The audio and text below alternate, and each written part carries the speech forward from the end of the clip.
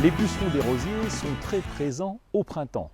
Ils peuvent être de couleur noire ou verte et ils sont dangereux si vraiment la colonie est importante sur de très jeunes rosiers.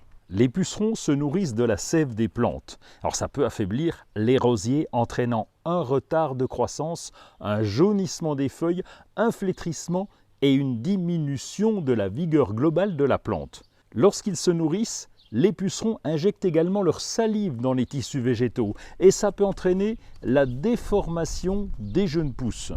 Ils peuvent également être porteurs de virus et de bactéries qui peuvent infecter nos rosiers.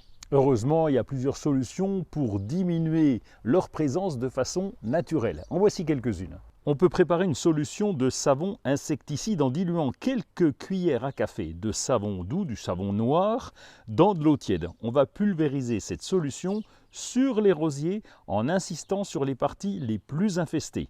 On peut aussi utiliser une solution à base d'ail en écrasant quelques gousses d'ail et en les faisant tremper dans de l'eau pendant la nuit. On va filtrer le mélange et pulvériser là aussi sur les rosiers. L'odeur de l'ail a tendance à repousser les pucerons. Et puis on peut planter des plantes compagnes répulsives autour de vos rosiers.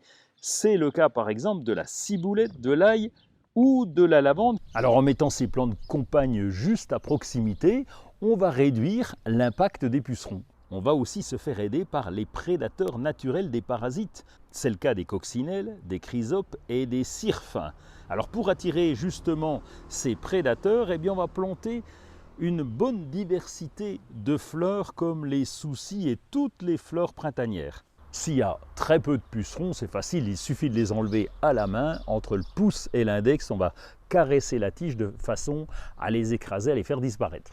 Alors il y a bien sûr d'autres solutions, mais soyez quand même très vigilants parce que même une fois que vous avez fait tout ça, eh bien, la colonie de pucerons peut revenir et c'est ennuyeux, encore une fois, surtout pour les rosiers qui sont les plus jeunes.